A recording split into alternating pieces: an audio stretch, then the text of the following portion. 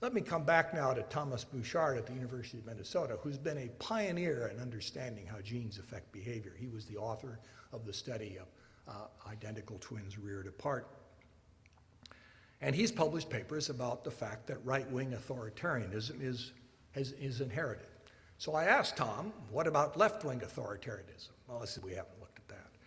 Now, this is remarkable because at the University of Minnesota, where he is a distinguished professor of psychology, he has been regularly attacked by left-wing students, including a few who threatened to kill him because of his research.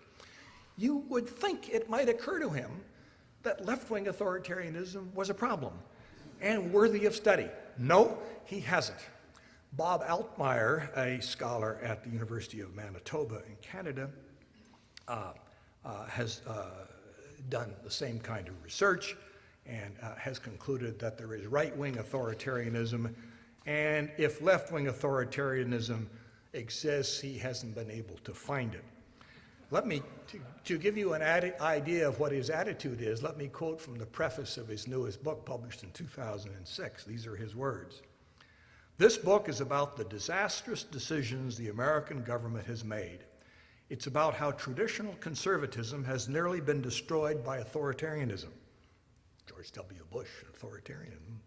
It's about how the religious right teamed up with amoral authoritarian leaders to push its undemocratic agenda on the country, close quote. Now, Bob Altmaier may be a distinguished psychologist, but he is a terrible political scientist.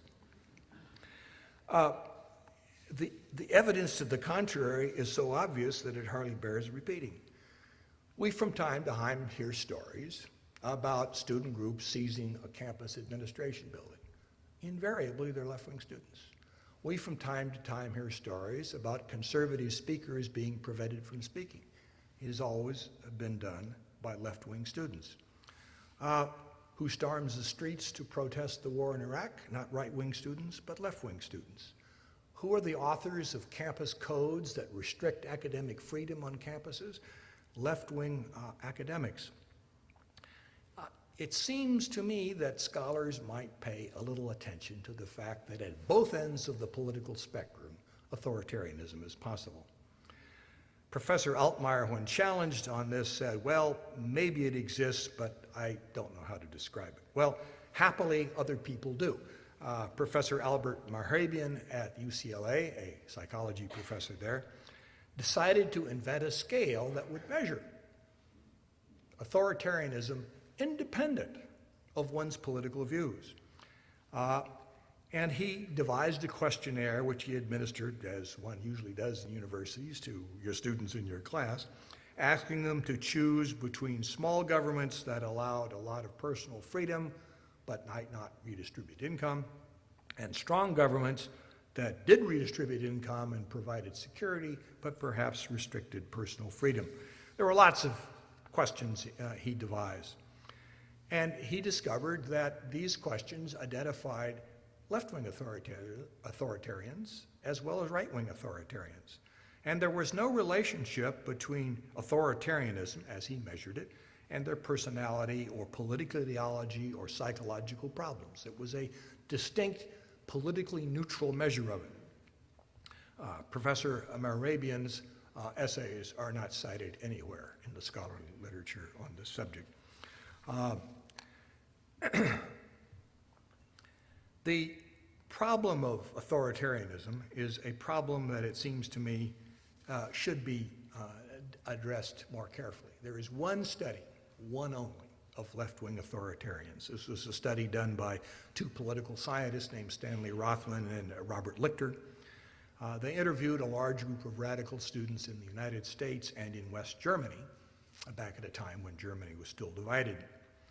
They also exposed these students to thematic apperception tests. These are the little tests that psychologists use. It shows a picture without a caption of one person doing something to another person, and you supply the caption.